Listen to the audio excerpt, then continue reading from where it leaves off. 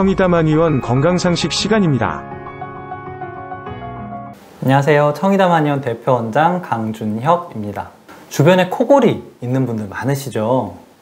밤새 코를 고는 것만으로도 건강에 좋진 않지만 만약에 수면무호흡증까지 진행을 하셨다면 이건 꼭 치료를 하셔야 해요.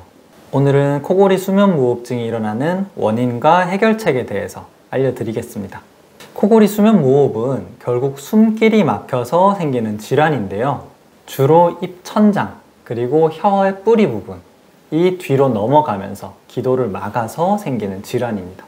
우리가 이렇게 반드시 서 있을 때는 중력이 아래로 작용하면서 이런 혀나 입천장이 기도를 막진 않는데요. 뒤로 눕게 되면 중력이 뒤쪽으로 작용을 하면서 혀의 뿌리 부분이나 입천장이 뒤로 늘어져서 기도를 막을 수가 있어요.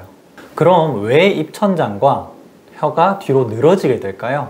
일종의 노화 현상이라고 생각하시면 되는데요. 피부를 생각하면 편하실 것 같아요. 우리 피부와 같은 연부 조직은 노화가 진행됨에 따라서 늘어지고 주름지게 되죠. 눈에 보이는 피부뿐만 아니라 눈에 보이지 않는 우리 몸속의 다른 조직들도 마찬가지인데요. 왜 나만 이렇게 코골이가 심할까? 라고 생각하실 수 있는데 피부도 누구는 탄력을 오랫동안 유지하고 누구는 노화가 빨리 진행되듯이 코골이 또한 누구는 입천장과 혀의 뿌리 부분에 노화가 빨리 진행되면서 늘어지게 되고 누구는 오랫동안 그 탄력을 유지하면서 숨기를 막지 않는 거예요.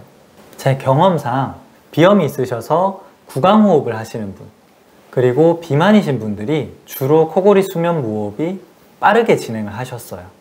이렇게 입천장 조직과 혀의 탄력이 떨어져서 생기는 질환이기 때문에 치료는 잃어버린 탄력을 되찾아주는 것에 초점을 맞춰서 진행하게 됩니다.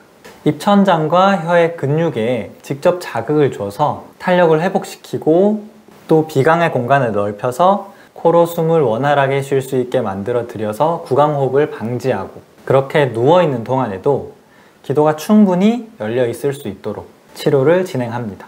절개하거나 수술적인 요법이 아니라서 흉터가 생길 걱정이나 부작용이 생길 걱정이 없고 또 양압기와 같이 자면서 착용해야 되는 치료도 아니기 때문에 코골이 수면무호흡의 첫 번째 치료로 한의원 치료를 추천드려요. 코골이 수면무호흡 환자분들이 편안하게 그리고 깊이 숙면을 취하실 수 있도록 항상 노력하는 청이담 한의원이 되겠습니다. 감사합니다.